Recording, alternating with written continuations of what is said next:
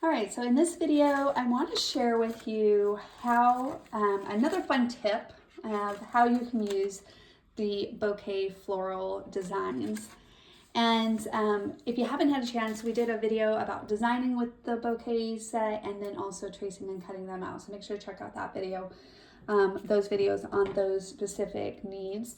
But on this one, I already went ahead and cut out the bouquets. And in this case, I kept them open centers, not as solids. And I wanted to share with you on this smallest little flower, one of the fun things that you could do actually with any of the floral designer templates. But if you're looking at maybe using it a different way, it's so cute. You could do something like that. You can have it just layered with another cute center of that to kind of make it a floral, tuck it behind your photos. But if you want to create a 3D floral, basically you go through between two petals in this case, and we're going to start a swirl, and you're just going to cut a swirl. It does not have to be exact or perfect. You're just cutting a swirl, staying away a little bit from that outer edge. All right, and you're just going to keep going, keep going, keep going, keep going, and there we go.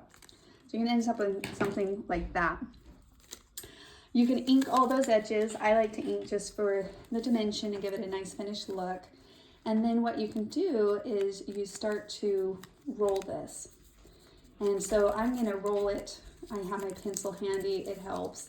You just can kind of follow each of those swirls, rotate it, pulling tight. And honestly, it's as tight as you want. I'm doing it pretty loose, but if you wanted it to be tight, you could just keep going, right? Okay. Now we're gonna let that go. Now we just created this kind of 3D. This is super cute on a project if you're doing something like that. Add a little button to the middle. That could be really cute.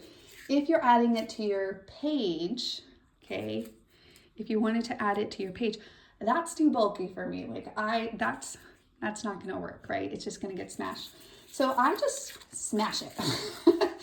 I just smash it a little bit, wind it back out, and then I can still use it on my scrapbook page. But for the most part, I use that technique on just fun projects, and you could do that also in felt. You can cut these out of felt. We have a great YouTube video on that too. And so I just kind of pull back out on those, make it not as tight. And then now I have this nice semi-flat, right? Element that I could choose to, if I wanted to, layer say on another flower. And then, like I said, before I put it in my album, I just flatten it anyways, just give it a little bit of push. But once you add if you ink those edges before you wind it, like I was talking about, it's just a really pretty layer there. Now you could of course also do the same thing with each of these. You can wind them up, and you could have multiple of those type of floral effects. But I just wanted to show you that fun other tip that often when I look at this smaller floral, I think of, because it's just nice.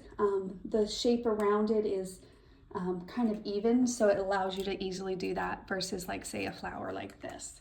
But this flower from Nature Walk makes a cute little extra layer foundation that I would put that like centered in, and then just imagine like these two being a red or something like that, and it would pop so cute together.